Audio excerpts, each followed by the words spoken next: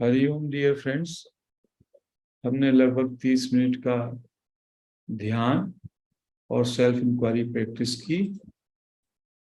Morning सत्संग में हम उल्लाडू नरपाडू 40 वर्सेस ऑन रियलिटी, सत्य वस्तु या वास्तविकता पर महर्षि के 40 छंद पर हम चर्चा कर रहे हैं। एवरीडे 3 या 4 छंद लेते हैं और उनका ब्रीफ में उनके विषय में उनको एक्सप्लेन करते हैं। महर्षि की ये कंपोजिशन, ये 40 छंदों का जो कंपोज किया महर्षि ने, इसमें उन्होंने जो अल्टीमेट रियलिटी है, जो सत्य तत्व है, उसके विषय में उसका ज्ञान बहुत ही अच्छी तरह से इन 40 छंदों में अभिव्यक्त किया है।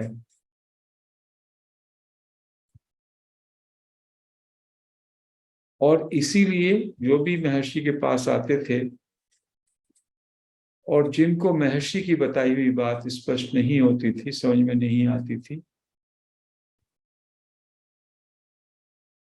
और कुछ भक्त उनसे बार बार पूछते थे, तो महर्षि कहते थे कुछ भी समझ में ना आए, आप इन 40 छंदों का पाठ कर सकते हैं। 40 छंद मतलब 40 हो गया, रियलिटी पर 40, सदवस्तु 40 इसको कह सकते हैं।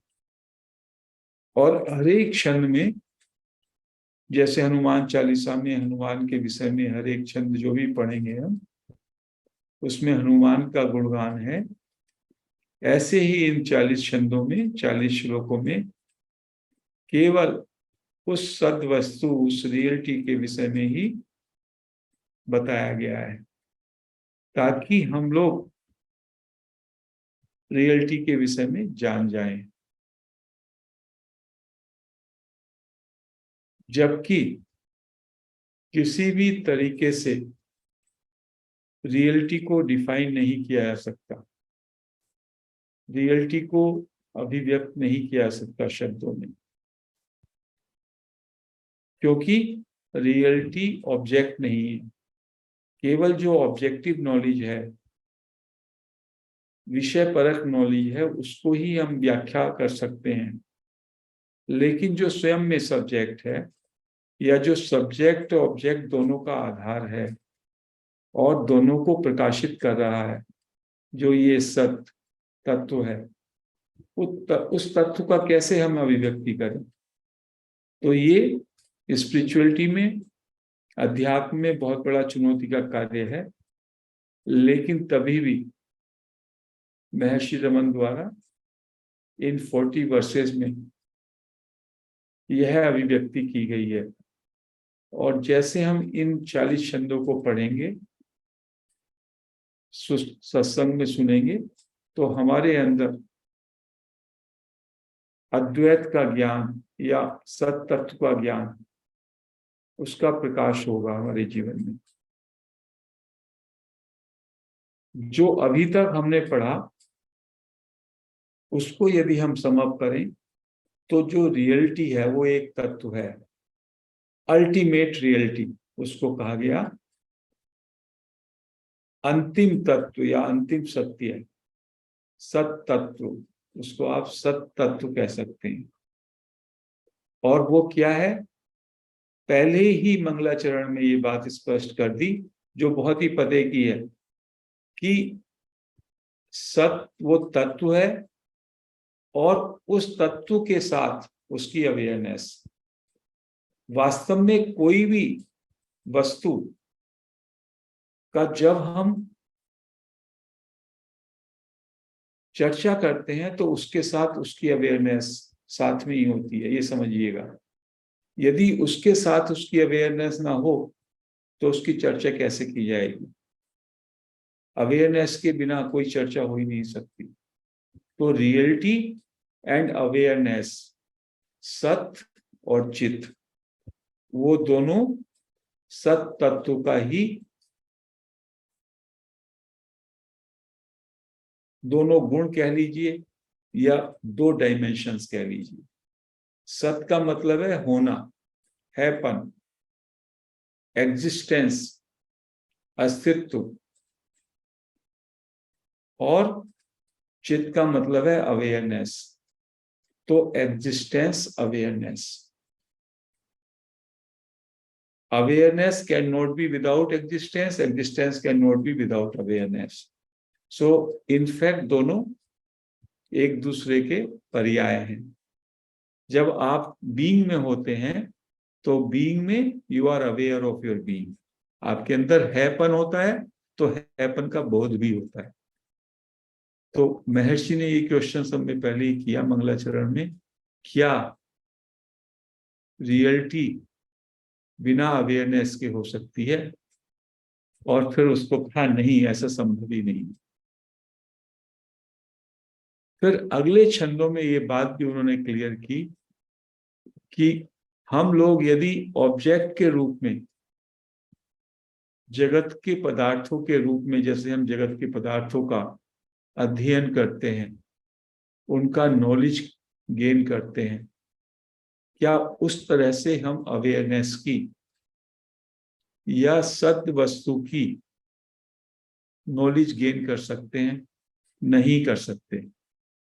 सब्जेक्ट ऑब्जेक्ट रिलेशनशिप में इस रियलिटी का हम अंडरस्टैंडिंग नहीं कर सकते, क्योंकि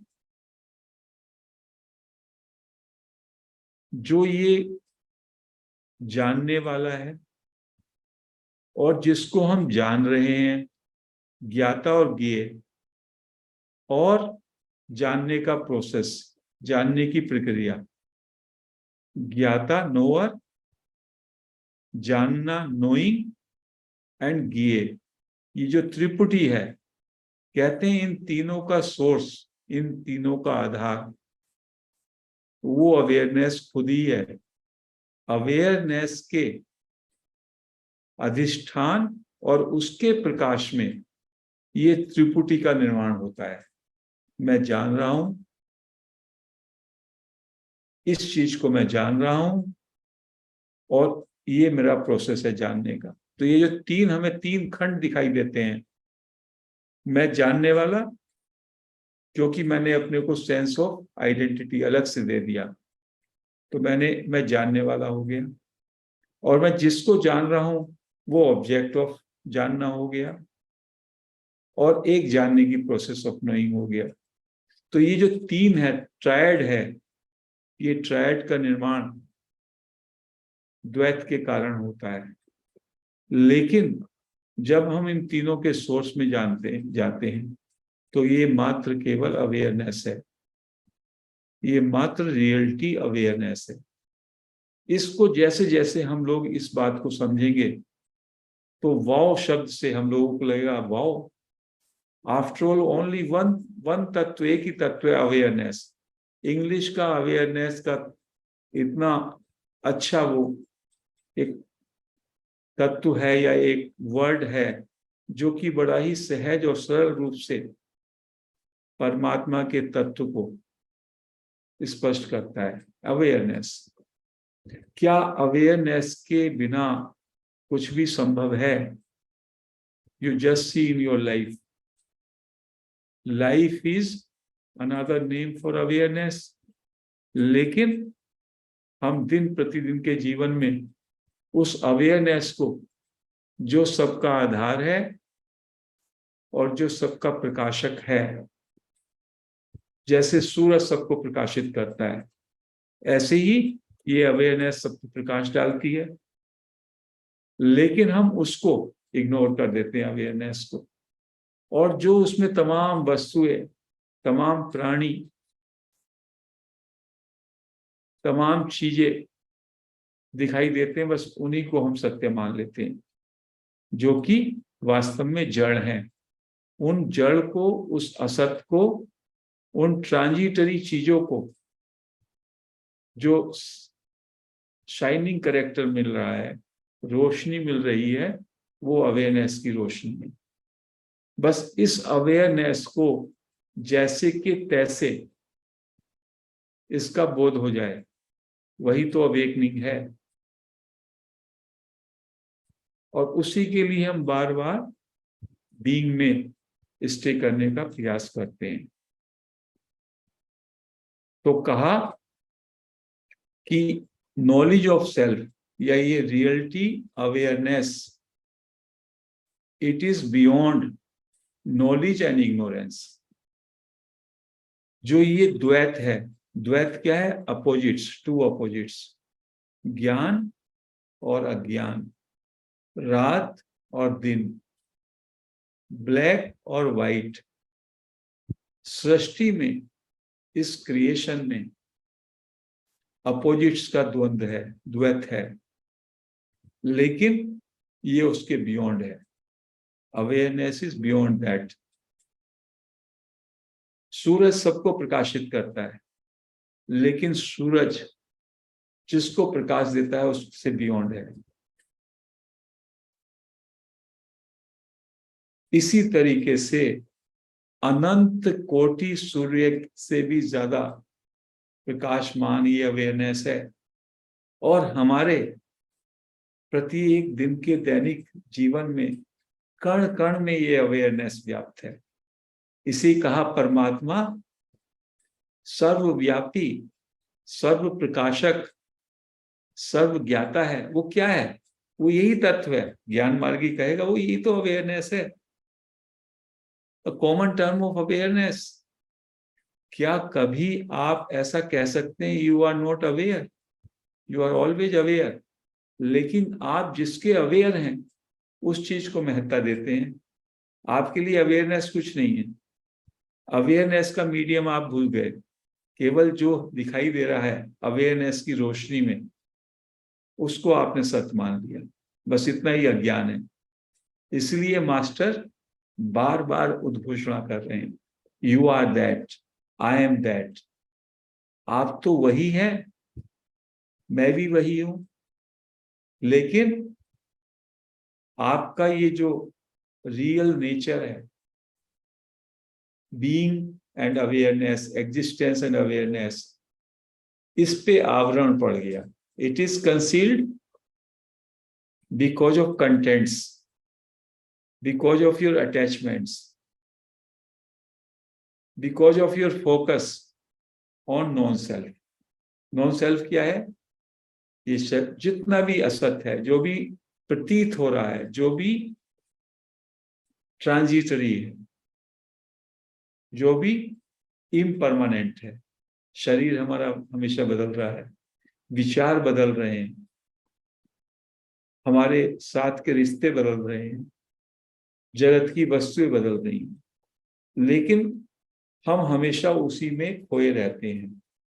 जो हमको दिखाई देता है, जो हमको प्रतीत हो रहा है, केवल हम उसको ही हकीकत या यथार्थ या रियलिटी मान लेते हैं। लेकिन जिस रियलिटी के अधिष्ठान पर और जिस रियलिटी के प्रकाश या अवेयरनेस में इन सब वस्तुओं में, इन जड़ वस्तुओं में प्रकाश आता है, चमक आती है, रोशनी आती है, उस रोशनी का जो सोर्स है, जो रियलिटी अवेयरनेस है, उसका बोध हमें नहीं रहता। तो इसलिए कहा इसमें कितना टाइम लगता है। जैसे ही आपके अंदर से यह ज्ञान मिटा, यू आर दैट, इसमें क्यों इतना भाग दौड़ करते हैं? भाग दौड़ का कारण यही है कि हम समझते हैं कि हम परमात्मा को, हम उस सच्चित आनंद को ऑब्जेक्ट के रूप में हम देख सकते हैं। तो उन्होंने कहा भी, महर्षि रमन ने एक छंद में कहा है कि तमाम रिलीजन, तमाम संप्रदाय, उसको सारे धर्मों में जीव, जगत और ईश्वर की अवधारणा है। ट्रायड ऑफ जीव, जगत और ईश्वर। और फिर उस ईश्वर को जीव एक द्वैत की प्रक्रिया में पाने के लिए सगुण साकार रूप में उसको भजता है, उसकी उपासना करता है। और उस उपासना से भी कहते हैं कि अंत का तल ऐसा आएगा कि वो द्वैत गिर जाएगा, ये जीव गिर जाएगा, और सगुण साकार वो भी निराकार निर्गुण में हो जाएगा। बट एक ये लंबी प्रक्रिया है। अंत में उसके माध्यम से भी जो लोग सत्य को रियलाइज किए, अनुभव किए, उनका भी ये भेद खत्म हो गया। लेकिन ज्ञान मार्ग में शुरू में ही महर्षि कह देते हैं ये जो तीन त्रिपुटी है या ट्रायड है, जीव जगत ईश्वर, ये ड्युअलिटी के कारण है।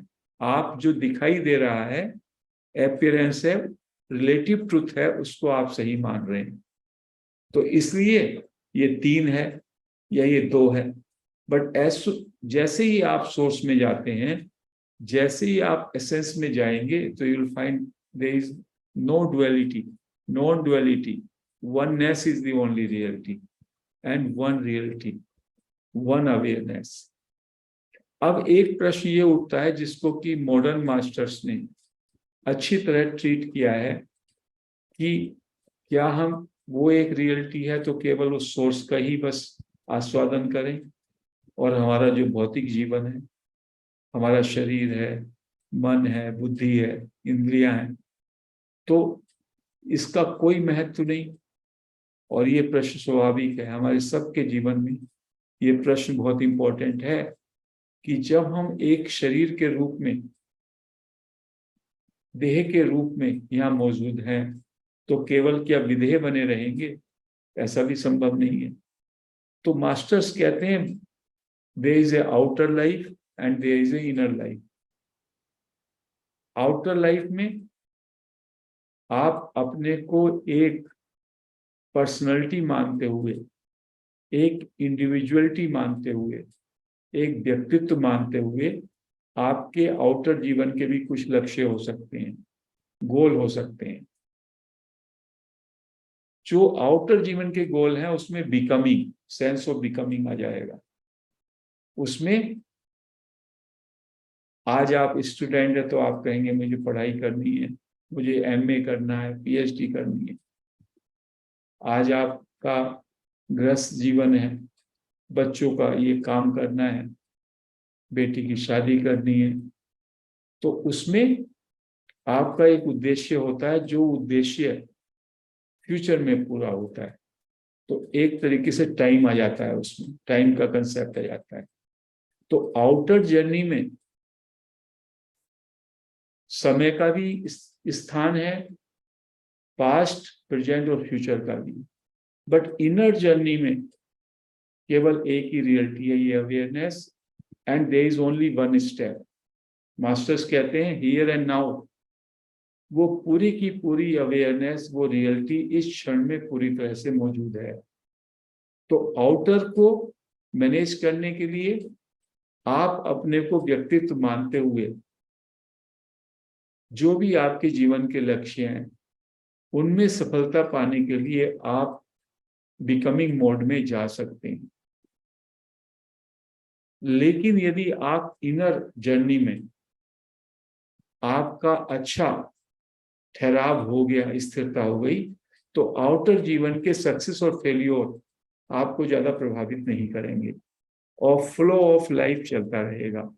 क्योंकि आप जानते हैं सक्सेस और फेलियर में कोई फर्क नहीं है। तो महर्षि ने उसमें कह दिया कि everything that is destined to happen will happen. कोई ज्यादा आपको डुअरशिप में जाने के लिए आउटर लाइफ में भी जरूरत नहीं है। It will continue, it will flow in its own flow, जो उसका डेस्टिनी है। आपको तो ये करना है, इसी क्षण आप मात्र अवेयर हो जाएं। You be aware, you be alert, and you stay into your be, जो कि महाराज भी कहते हैं this is the most fundamental reality of a human being when you are in body, to know that you are.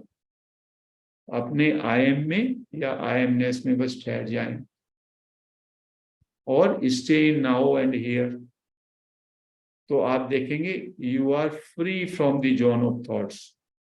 और धीमे धीमे आपको सटोरी का ग्लिम्स आने लगेगा।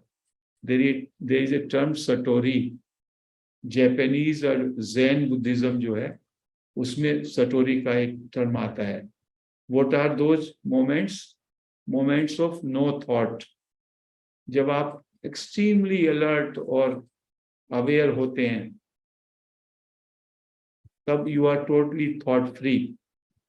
सुबह को जब आप उठते हैं और उगते हुए सूरज की ब्यूटी को देखते हैं और वंडर स्ट्रक हो जाते हैं, तो वहां पे केवल परसेप्शन रह जाता है, देखना मात्र रह जाता है। आप मन से नहीं देखते, देखना ही रहता है केवल। मन से देखना क्या है? एक फूल देखा और मन आपका विश्लेषण कर रहा है, ये गुलाब का फूल है, ये छोटा है बड़ा है, तो उसकी ब्यूटी चली गई। और देखना मात्र क्या है? बस उसको देखा फूल को और उसकी ब्यूटी से हम इतने मुग्ध हो गए कि वननेस आ गई।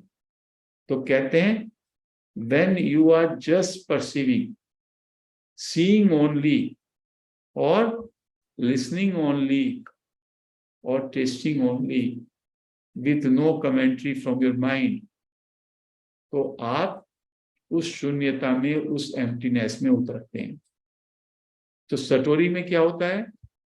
सटोरी में आपकी जागरूकता, आपकी अवेयरनेस, आपकी अलर्टनेस बहुत बढ़ जाती है और वो ग्लिम्सेस होते हैं।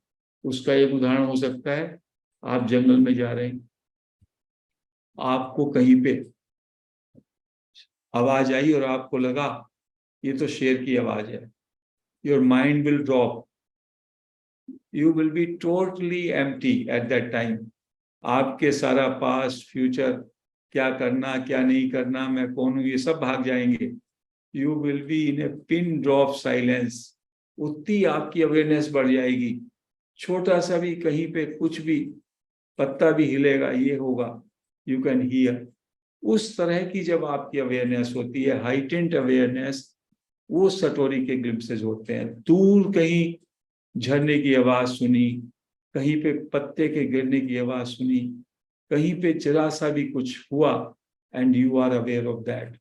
सो उस तरह के जो सटोरी के ग्लिम्सेस हैं, वो भी जब आप धीमे धीमे इस ध्यान की प्रक्रिया में उतरते हैं तो no thought no mind zone में आते हैं।